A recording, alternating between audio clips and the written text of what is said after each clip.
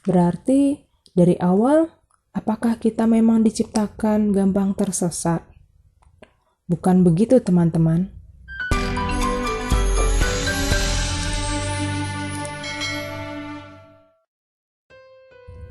Shalom teman-teman Aposo yang penuh inspirasi dimanapun berada. Tetaplah bersyukur sekalipun ada banyak hal yang tidak bisa kita pahami di dalam hidup kita, bahkan mungkin untuk yang terjadi saat ini. Mari sebelum memulai renungan, kita menenangkan hati kita terlebih dahulu.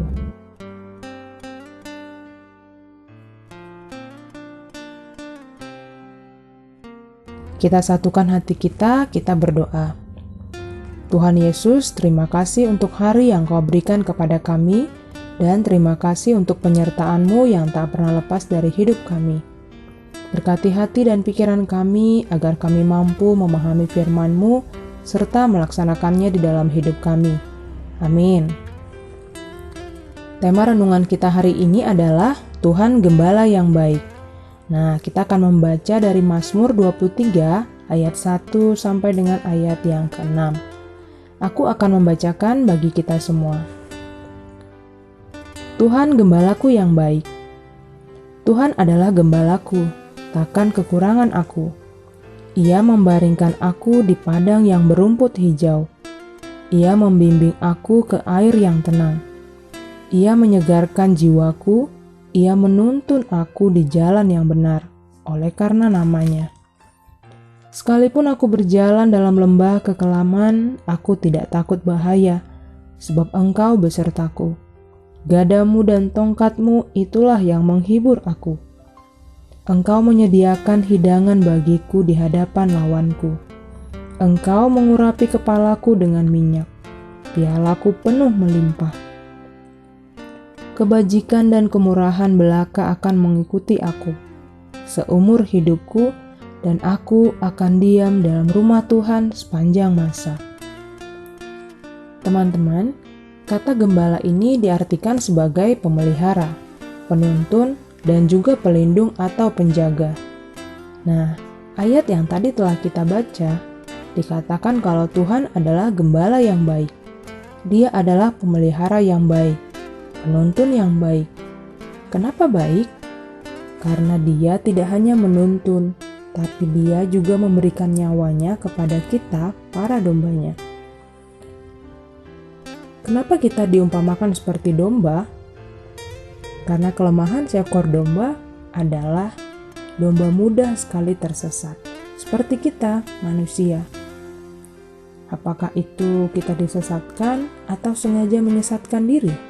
Nah, untuk itu cuma kita yang tahu jawabannya.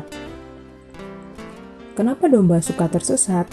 Karena domba sering mencari rumput dengan kepala yang tertunduk. Nah, kebiasaan sering menunduk inilah yang membuat domba sering terpisah dari kawanannya. Lalu ketika domba mengangkat kepalanya dan tersadar dia sudah terpisah dari kawanannya, domba menjerit ke sana kemari dengan penuh kebingungan untuk mencari kawanannya. Namun, upaya sang domba sering sia-sia dan berakhir dengan kegagalan. Nah, kondisi terpisah dan bingung inilah yang mulai mendatangkan berbagai jenis bahaya yang mengancam keselamatan. Sekali seekor domba telah tersesat, maka biasanya dia akan terhilang. Tindakan aktif dari sang gembala untuk berusaha menemukan kembali domba-domba yang terhilang, itulah yang dapat mengembalikan mereka ke kandang asalnya. Berarti dari awal, apakah kita memang diciptakan gampang tersesat? Bukan begitu, teman-teman. Kita diciptakan sejatinya untuk tujuan khusus, sehingga kita ini tidak didesain bodoh seperti domba-domba. Kalaupun kita masih tersesat, itu semata-mata karena kita yang suka membodohi diri kita sendiri. Kita mengikuti ego pribadi yang secara tidak langsung menunjukkan keengganan kita terhadap campur tangan Tuhan dalam kehidupan kita. Rasul Petrus menegaskan tentang keadaan orang-orang percaya pada masa sebelumnya. Sebab kamu dahulu sesat seperti domba, tetapi sekarang kamu telah kembali kepada gembala dan pemelihara jiwamu. 1 Petrus 2 ayat 25. Ketika Sang Gembala Agung telah menemukan kita kembali, maka kehidupan kita telah diselamatkan. Tuhan berkenan memikul kita di atas kedua bahunya. Itu suatu pengalaman hidup yang sangat indah. Kita telah digendong oleh Tuhan. Oh iya, kenapa dikatakan di Mazmur, "Ia membimbingku ke air yang tenang"? Karena domba itu kurang terampil minum di air yang alirannya deras atau tinggi. Jadi gembala yang baik akan membawa domba ke air yang tenang, bahkan sampai membuatkan bendungan kecil agar para dombanya bisa minum. Baik kan? Seekor domba tidak bisa tanpa gembalanya. Begitu juga dengan kita. Jadi teman-teman, mendekatlah selalu dengan gembala kita, karena hanya bersamanya jiwa kita dipuaskan. Kalau saat ini kita mendapati diri kita sedang tersesat, datanglah pada gembala kita yang baik, yaitu Tuhan kita Yesus Kristus. Demikianlah renungan kita hari ini. Saya persilakan teman-teman untuk mengingat kembali apa yang kita dapatkan dari renungan ini.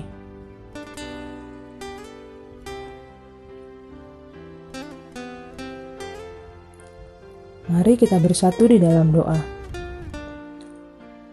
Tuhan Gembala kami yang baik, Gembala yang selalu mampu mencukupkan segala kebutuhan kami mengucap syukur karena kami memiliki Engkau ya Tuhan. Ampunilah kami akan keegoisan kami yang terkadang membuat kami mau disesatkan oleh berbagai hal, apalagi oleh keinginan kami sendiri. Lihatlah kami ya Tuhan, tuntunlah kami selalu ya Roh Kudus, agar kami selalu ada pada jalan-Mu. Ke dalam tangan-Mu kami serahkan seluruh hidup kami. Amin. Selamat beraktivitas kembali teman-teman. Tuhan Yesus memberkati.